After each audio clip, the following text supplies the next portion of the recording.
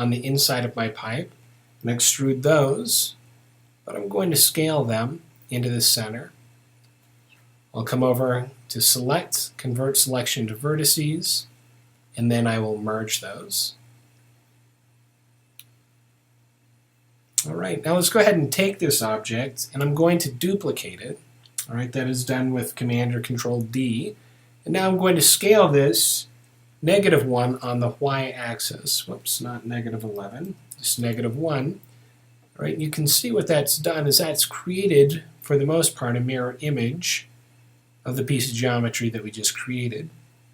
All right, I'll go ahead and finagle this down into place. And now I'll need to tweak this so it matches the bottom part of this walkie-talkie.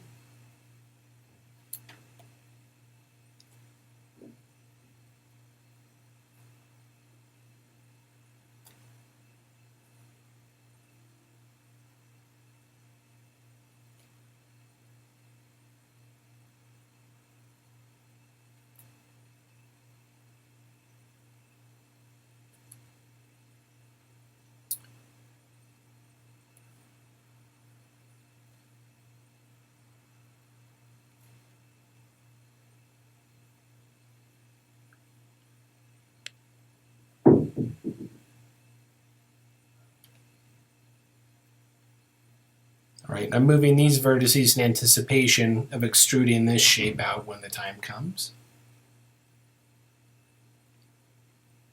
All right, I'll go ahead and select these two objects now, come up to Mesh and do Combine. Then I'll select these edges right here, select the corresponding edges on the bottom side, and in theory, I should just be able to bridge those. I'm just going to undo that bridge because it looks like my bridge options, I have the division set to 5. I'm just going to bring that back down to 0 and go ahead and recommit that bridge.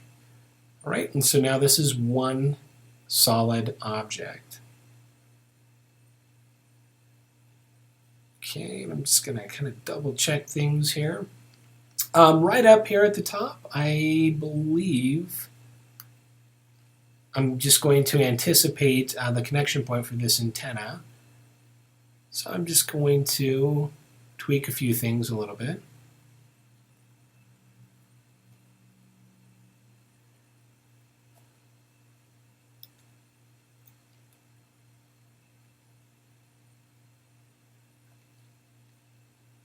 Okay, now that looks good.